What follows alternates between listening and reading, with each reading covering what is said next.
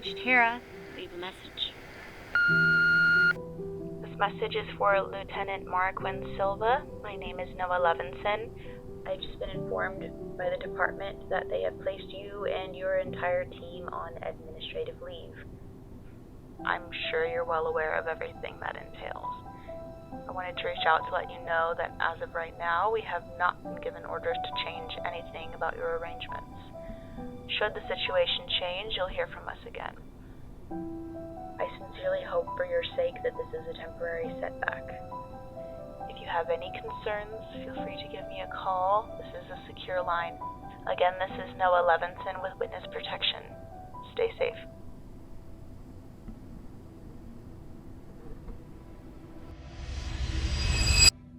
Lieutenant Marroquin, is there an issue? No, sir. Then can you say for the record what exactly happened during your assignment? Escobar and Spencer and I arrived in Stockholm on the evening of May 26th. Next morning, I scouted the area.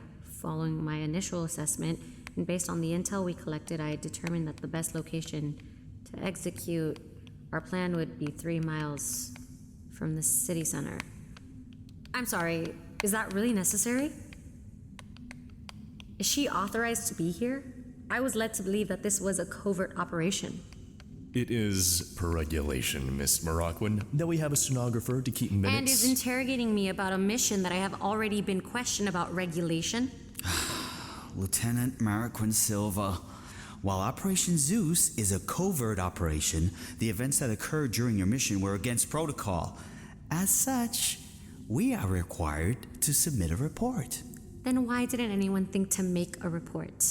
If you could oblige us and just fast forward to the night of the incident.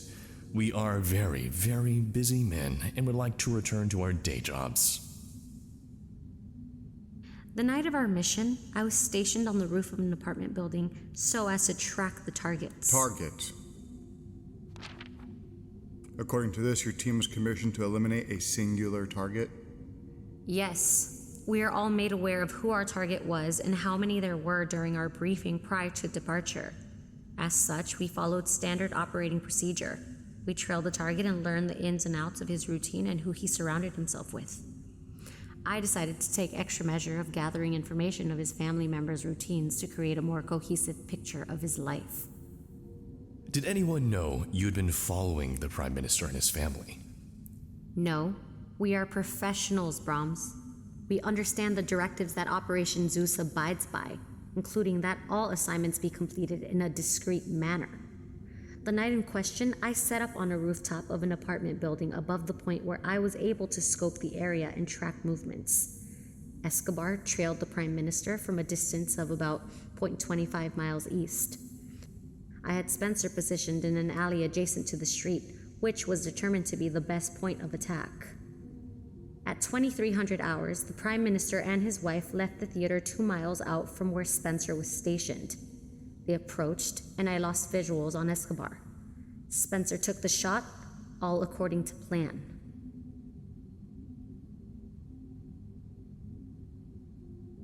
Did you at any point during all your extensive research feel any remorse? Remorse? Any personal feeling is out of the question. I'd like to explore that right now. You want to know if I felt remorse for doing my job? Lieutenant, please answer Dr. Reed's question. No, I don't feel any more remorse than any of you feel right now doing yours.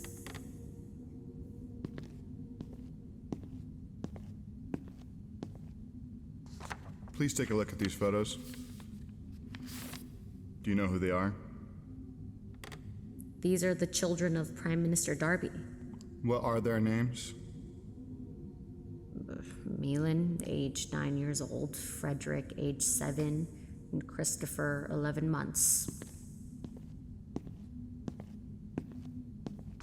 Because of your botched operations, these children could be left without a mother or a father. The TDD is as responsible for their loss as any of us on Operation Zeus are. None of us pulled the triggers. I believe what Dr. Reed is getting at, Lieutenant, is the second body. You or one of your team members breach contract with that second shot. This mistake not only caused an international catastrophe, but it's created a heartbreaking tragedy. As a woman, surely you could relate to the pain that this could cause? Surely a motherly instinct would kick in. Imagine if it were your own... I don't have any children. Then your teammates, if something had happened to them. Respectfully, if something happened to them on the job, they knew the occupational hazard. Spencer is now a father. Then ask him how he feels. What would have caused an international catastrophe is if we had been seen. If we had been caught, how long would it take for Interpol to trace it back to you? The only way to get a clean shot without alerting the whole city would be nearly point-blank range. Anything else would have been too suspicious. Why not use snipers, long-range rifles, and EMP to black out the area? If you would read the briefing file, Shaw, you might recall that we had to make this as inconspicuous as possible. You know as well as I do that all members of Operation Zeus aren't afforded the same travel accommodations as most military personnel. Carrying large weapons internationally or blacking out a whole city center seems pretty suspicious to me. In any case, heavy machinery like that would alert their government that something bigger was at play. Bigger? As in government interference by another country? A country that could afford to powerhouse an attack like that? The way our plan was structured makes it look like a low-level assassination attempt. And the second body. We couldn't leave a witness. It was collateral damage. Our job requires us to make decisions in the moment. Part of the contract that every soldier signed upon enlisting in Operation Zeus included a clause that stated that you understood imprisonment was a possible consequence during missions. In the very same contract, we stated that we were liable for our own safety during covert assignments. Such is the case here. If you're not willing to make that sacrifice, then you're not fit for the operation, Miss Marroquin. If you think that dying is the only way to execute a mission, maybe you're not fit to be part of an operation.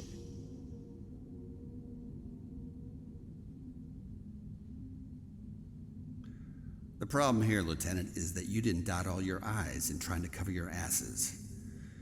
The Prime Minister's wife, she's in critical condition, but still alive. You didn't play by the rules. Now you deal with the consequences. All of you should have learned that by now. And they will. As of now, you and your team are on probation. You will not be permitted on the premises, nor will you be allowed to access any files, weaponry, or vehicles owned by the Tactical Defense Department. Is that clear? Lieutenant? Yes, sir. Good. Official notices will be delivered to you, Escobar, and Spencer within the next few days. You are dismissed.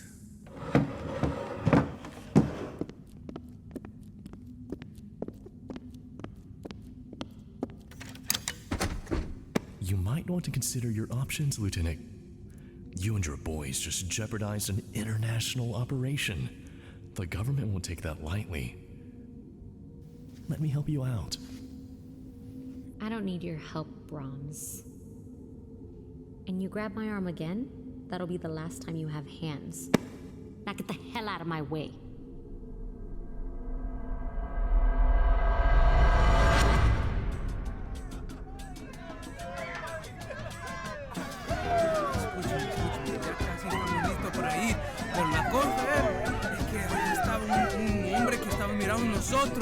Pero ya casi estamos encima de todos los lugares.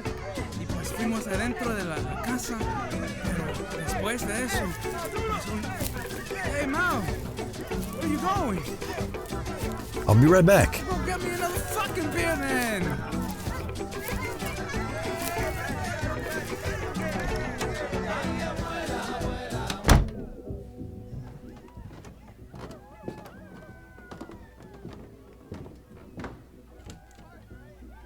Nico? Mauricio. It's been a while.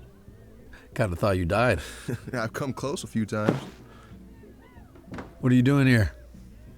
I couldn't miss Mom and Dad's anniversary.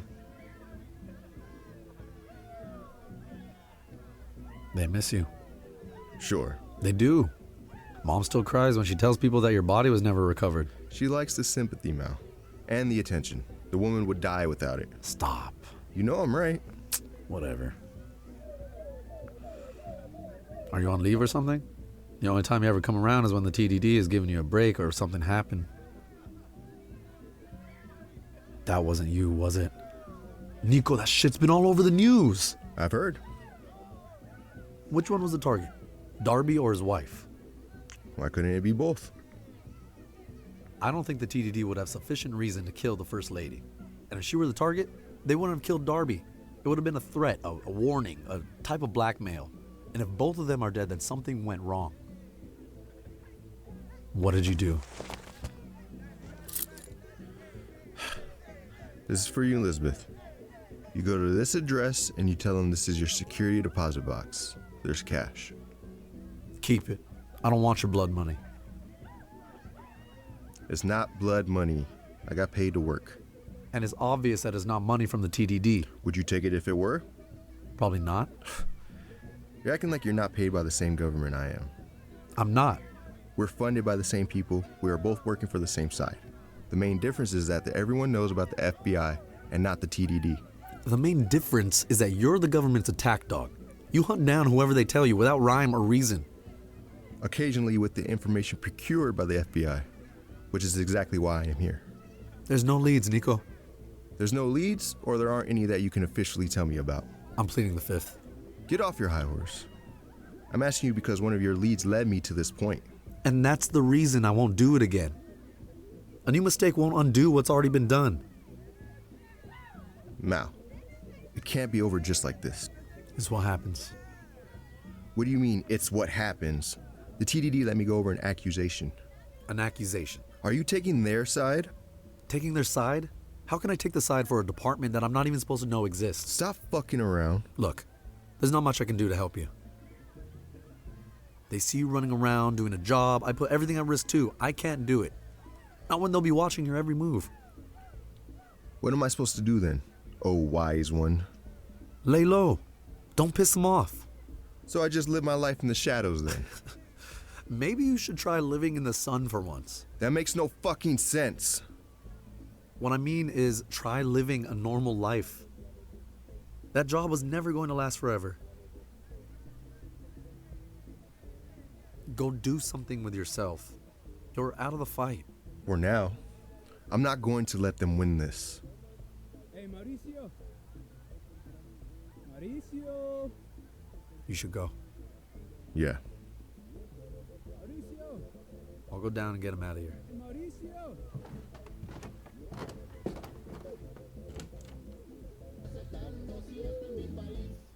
Hey, take care of yourself.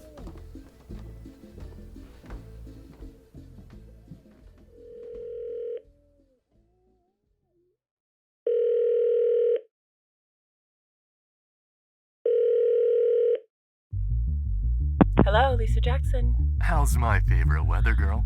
Fuck off, Jonah. My dear, that's a very impolite way to greet someone who's about to give you some great ammunition to use in your upcoming interview. Only you would refer to a tip as ammunition. And what would you even know about any of the stories the World Journal's working on? Word gets around. So what do you got for me? I have some information on Senator Rosaline Carroll that could be quite insightful. Senator Rosaline Carroll? She seems pretty cut and dry. Do you not agree with her policies or something? Her policies aren't quite what this is about, though those aren't exactly agreeable. It turns out that America's sweetheart senator is hiding something. A secret? Tell me more when you come over tonight.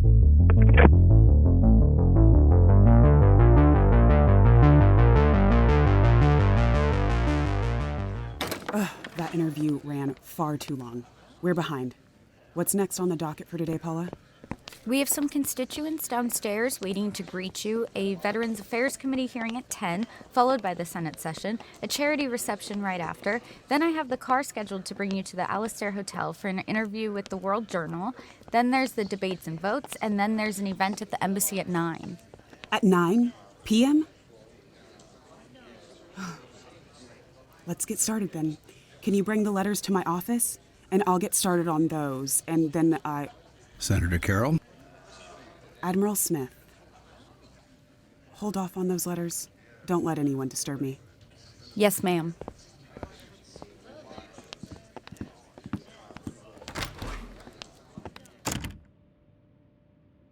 Director Smith, to what do I owe this pleasure?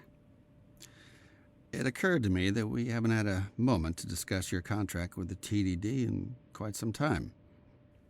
No, we have not. I've been otherwise occupied. I am aware. You're not one to take much time off, are you, Senator? I wasn't able to. Appearances and such. Well, that's exactly what I've come to discuss. What do you mean? Lawrence is still under contract with the TDD. He's suspended, Rosalind. The reality of the situation is that his contract technically is not currently active. Okay. And what does that mean for me? I'm not sure. I came here as a courtesy call to give you ample time to prepare for the storm that will inevitably head your way.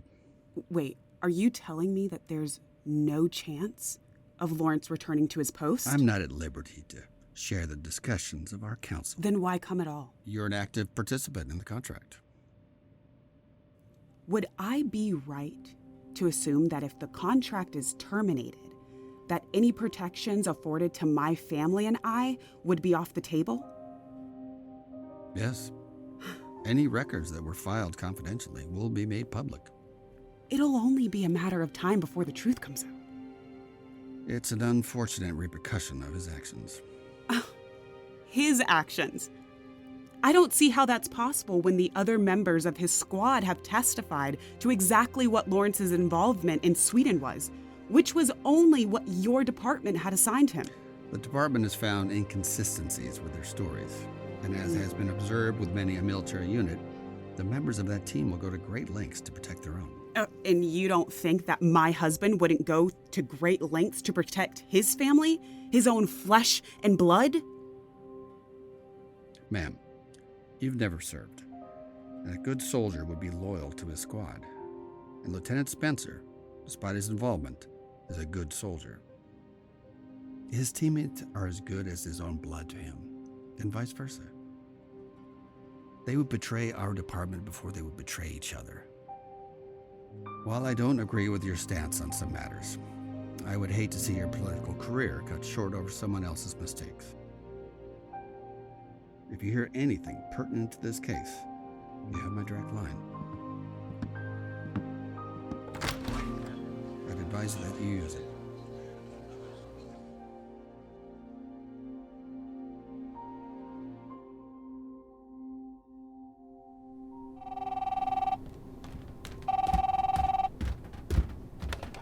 Good morning, Hera.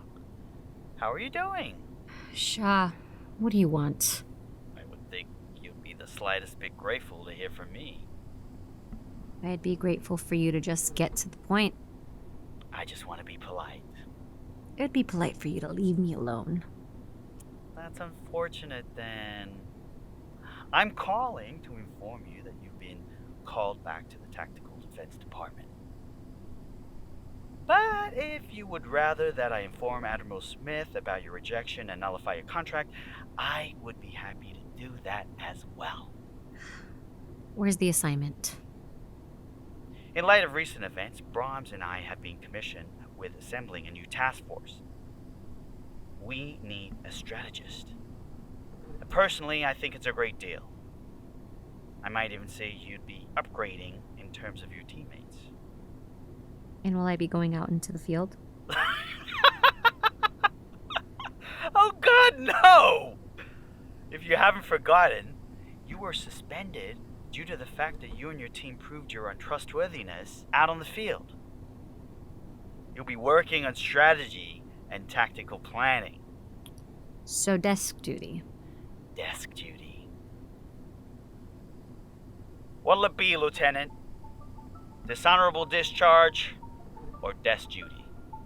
The choice is yours. Fine. Wonderful. I'll see you Monday.